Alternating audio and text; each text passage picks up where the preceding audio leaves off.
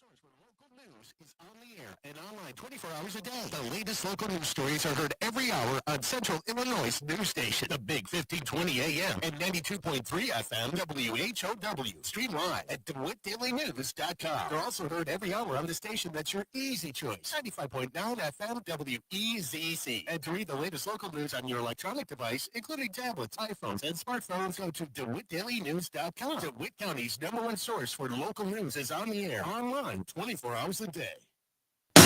Your friend in Central Illinois.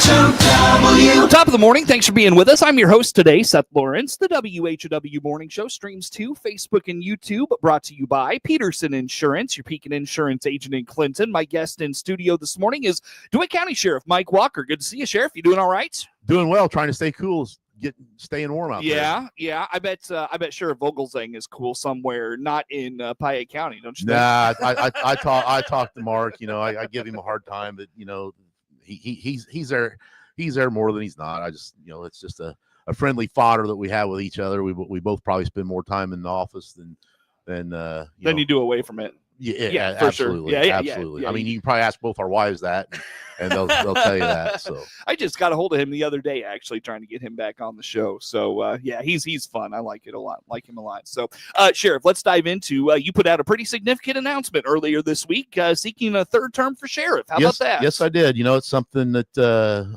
I've been planning to do. Even when this current term started, I plan to go at least a third term, and I felt the time was right to get that out there, let people know what my intentions are, because it's a big commitment. It's something that I enjoy doing, and I think I'm doing a good job at it. I would hope if I'm not, people would tell me so I could correct things. But it's something that it's not just a job for me. It's something that as far as public services, I've been doing my entire adult life. As we talked before, next year it will be 40 years that I've been involved in law enforcement, whether when I was going to college, on a part-time basis or reserve basis down in Christian County and Pekin Police Department. So, I've been here in DeWitt County for 36 years, and something that I thought was going to be a stop for some experience and then go elsewhere has turned to a very very fruitful and rewarding career.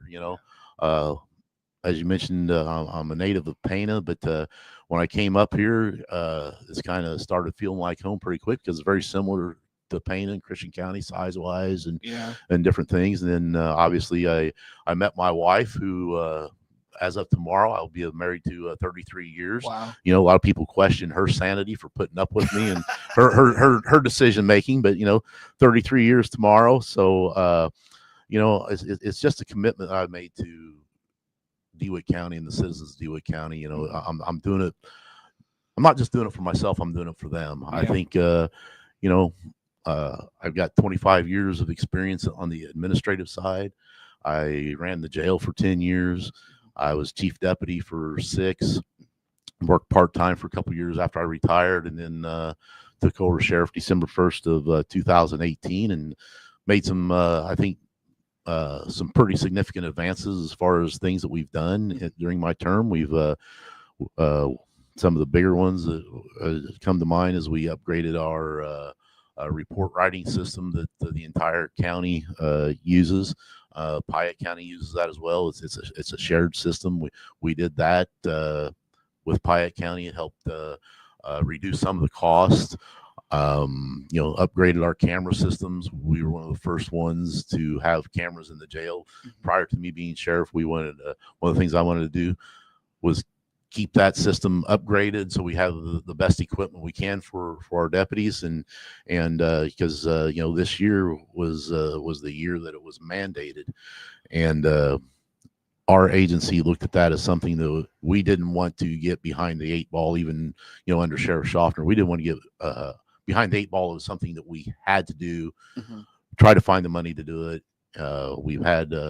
We're on our second system with that, because the first system was bought out by somebody. So we currently use Panasonic, body cameras and in-car cameras. So we've updated those. We started a drone program, which that's something that we haven't had to use it a lot, but we've had a couple of incidences. Good Friday, we had a person that walked away from their home. We didn't find him using the drone, but we were able to cover a lot of area in a short amount of time. Just a couple weeks ago, we took it down to Kinney Fire Department at their meeting and did some training with it, so they knew what the capabilities were. And then 2 days later, they had a rollover accident west of Hallsville in their jurisdiction, and there was no passengers in the car, driver, no passengers or anything. So rather than put together a bunch of people walking through the cornfield looking for somebody, we were able to get that drone up, cover that cornfield. My pilot flew it all the way on Route 10 to the county line. Saw all kinds from your office. No, from the scene of the accident. Oh, got it. So we were able to cover significant amount of ground in a matter of less than an hour, half hour or less, to where it would have probably taken hours to cover that time sure. with people walking. So. Yeah. And I know is more so out of necessity, but also an upgrade of the communication system in the county as well. Yeah, that's something that was big. I mean, we were having issues that was putting my deputies and city officers, former city officers, putting them at risk because there were certain areas where we couldn't communicate. So that is something that ARPA money was used for. And we upgraded all those channels, and the emergency telephone systems board also put money into that. So it initially started out as our primary law enforcement channel and our backup law enforcement channel, and now we are upgrading the fire paging channel. And the company that we're purchasing this equipment from, the owner came to a ETSB meeting and offered us a fourth channel, which would be a fire talk channel, for a very reduced price, since they were already doing the work. So what we are going to have is what is already in operation is our what we call CENTCOM 1, which is our primary law enforcement channel. It is in operation in digital capacity, so it's digital secured. CENTCOM 2, which is our backup law enforcement channel, which everybody can get on right now, even fire departments if they got that program. It is also a countywide channel now. Okay. So what we're adding is we're updating the paging channel, which is going to have a better coverage. And then the fire talk channel will be one that right now, if we page the fire department out and that page goes out, they talk on that channel, tell us they're en route and on scene, things like that. So if we have to page somebody else out while they're telling us those things, it delays the page. So the paging channel will be strictly paged. We will page a fire department, and then they will call in on the talk channel. Got it. Very good. Again, DeWitt County Sheriff Mike Walker in studio with us here for this morning. Sheriff, we are 9-10 months away, give or take, from the election, and I know you and I were talking about the signs you see in Logan County, their sheriff's race over there, those sorts of things. Why put the announcement out now? Why not wait till maybe after like the November primaries and such? Well, I think it's important, like I said, to let people know what my intentions are. I've had people asking. I mean, it's an election that is doesn't have as much exposure as the presidential side election. This is a governor's. We are in the same cycle as the governor. So and especially in central Illinois, we got Republican candidates for that, but a lot of people feel the governor's race is already decided by Chicago, et cetera, et cetera. But again, it's just important that I let people know what my intentions are, that I do plan to run. I do want to be their sheriff for another 4 years. And, when we get into this, I can explain to people, being the sheriff is a unique position. It's elected. It's a constitutional position. There's a lot of duties that people don't know that the sheriff has, such as I got a jail that I got to run. I fortunately I got the experience of being the jail administrator for 10 years. So my jail administrator can come to me with questions and things that I can answer because she's not quite as experienced. I mean, she does a great job. My chief deputy does a great job. All my staff's doing a great job. But it's one of those things. It's a high profile thing. I'm the custodian of the county building in the courthouse. I have to statutorily, anytime court is in session, I have to have a representative in the courtroom. So that's the reason why we have court security in the courtrooms at all times, responsible for court security.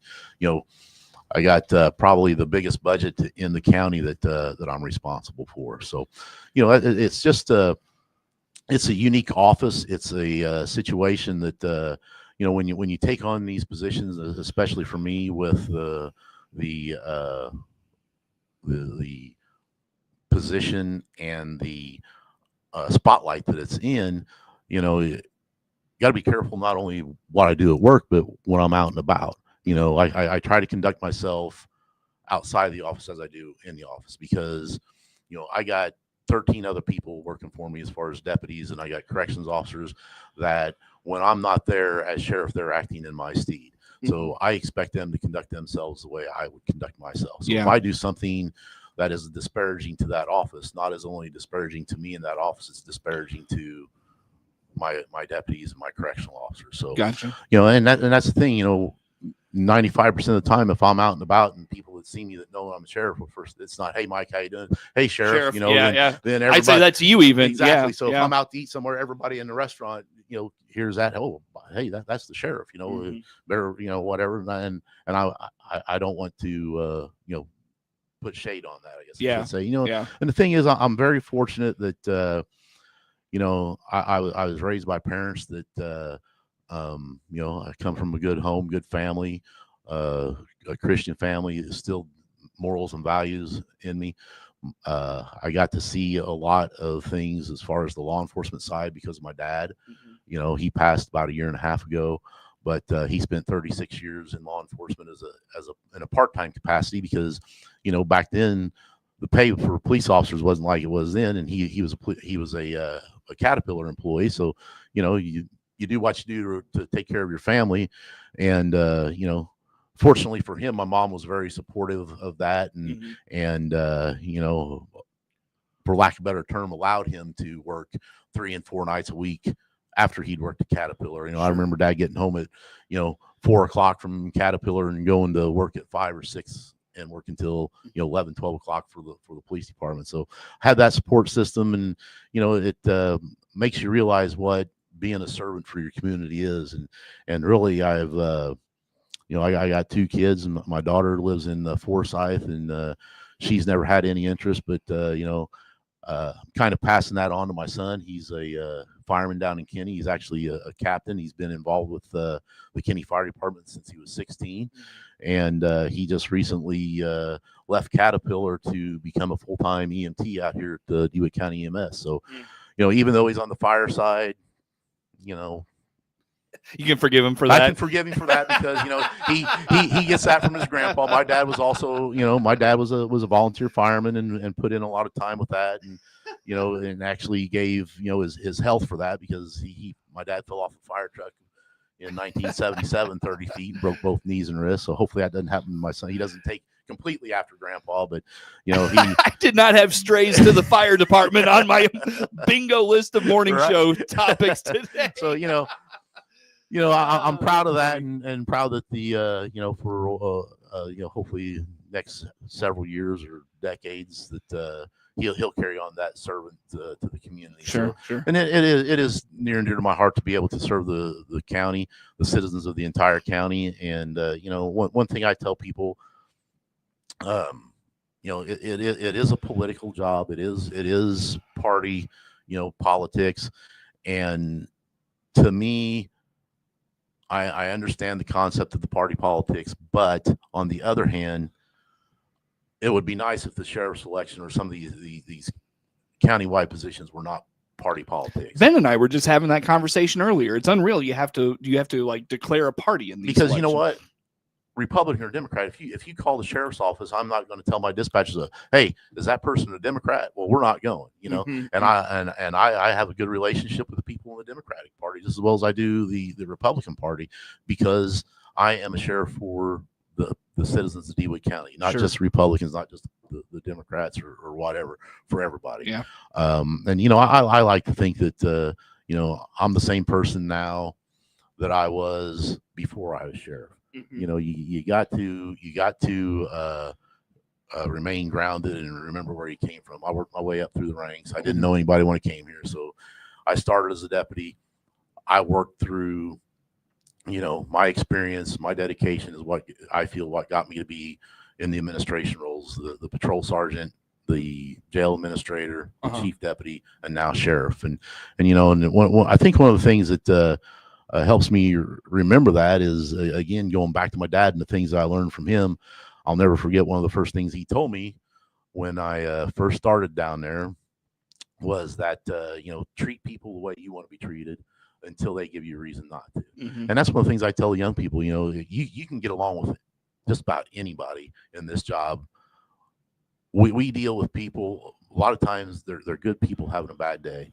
And if you treat them right, their attitude and things are going to change. If you show compassion, you show understanding that, hey, we're not here just to take you to jail. We're here to help you figure out your problems. And, most of the time we try to do that. Obviously, there's some people that it doesn't matter what we do, they're going to end up going to jail.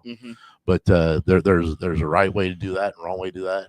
And, the majority of the people I've arrested over the years, if I see them in the grocery store or whatever, they talk to me because I treat them right. Sure. Well, on that note, Sheriff, I look at the clock. Let's take a break. Come back with some more. DeWitt County Sheriff Mike Walker in studio with us. More to come with the Sheriff on the morning show.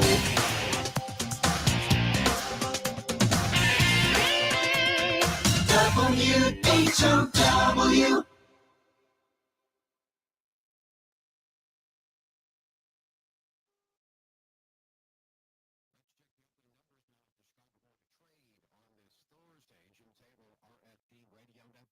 Starting today slightly lower, beans lower, and wheat slightly higher. September corn opening 397.5 down 1 3/4. December corn down 1 3/4.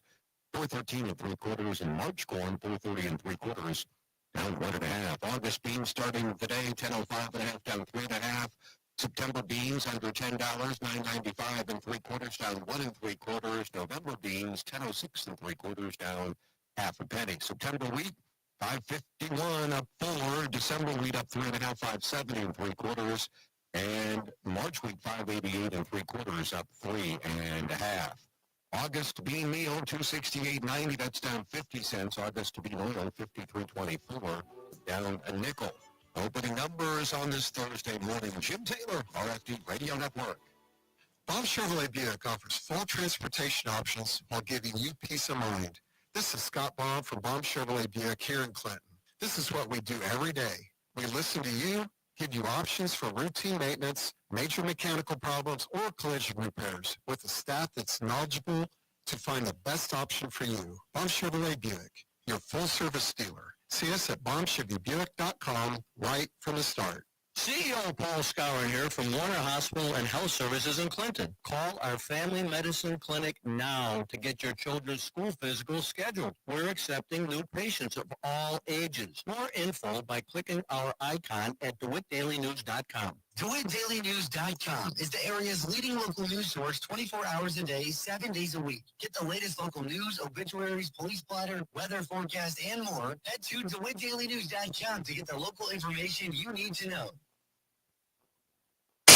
Your friend in Central Illinois, WHOW. Once again, a good morning. Thanks for being with us. I'm your host today, Seth Lawrence. The WHOW Morning Show streams to Facebook and YouTube, brought to you by Peterson Insurance, your Pekin Insurance agent in Clinton. My guest in studio is DeWitt County Sheriff Mike Walker. And Sheriff, as we chat here for this morning, let's talk staffing and just kind of the continued challenge that has become. What's the situation right now for your department? Well, again, it's a challenge for everybody. I mean, I know Ben's facing it over there at the city. I mean, he steals my people quite frequently, and everybody's stealing people from everybody. Yeah. It is tough. It's a challenge. And smaller agencies are having a hard time keeping people. And one of the things I tell people is, one thing I refuse to do, even if we struggle to get people, I will not lower our standards for hiring. Mm-hmm. Simply because when you do that, when you lower your standards, you don't get the quality people that you want, and eventually there's a possibility of Something issues. happening. Yeah. Yes, Mm-hmm. which we want to avoid. Yeah. But then again, on the flip side of that, we hire good people, we get great officers. Now they are more attractive to other agencies. For example, I just lost Gage Clark, 23-year-old kid. Hired him when he was 20 years old, because you can get hired at 20 as long as you're 21 when you graduate from the academy. Okay. Hired him from Macon County Animal Control, came up here, done a great job for us. He just took a job with the McLean County Sheriff's Office. Okay. You know, I got a call from Matt Lane up at McLean County, said, "Hey, hate to do it, but just want to let you know I'm stealing one of your people," you know, and I'm like, okay, yeah, he's a good guy. You hate to lose him, and that type of thing. But, you know, his girlfriend lived there. He moved up there, and, you know, it was about, when I talked to him about it, it was about a $14,000 a year pay increase. Mm-hmm. You know, eliminated his commute time here. And, you know, more opportunities up there, better pay and things. And I can't hold it against anybody who wants to improve themselves. Yeah. Well, I think the natural question is why not just increase the pay and keep these guys, you know, try to keep these guys around that way. Well, one thing that I do not have control of as sheriff is the budget. That is the one thing that is set by the county board. And, you know, we got to look at the funds that come into the county and see where we're at and whether or not we can afford that. I know that has been a discussion. That is one thing they did. We're currently in the third year of a 4-year fraternal order police labor agreement with deputies, corrections, and dispatch. And one thing they did do after the first year, they got a 4%, 4%, 3%, 3%. And one of the things the county board did to try to help keep people here and eliminate some of this, they went back and they made them an offer to redo the pay scale or the wages, and they added it to where the last 3 years of that contract ended up being 5% increase every year. Okay, so is that enough? Apparently not.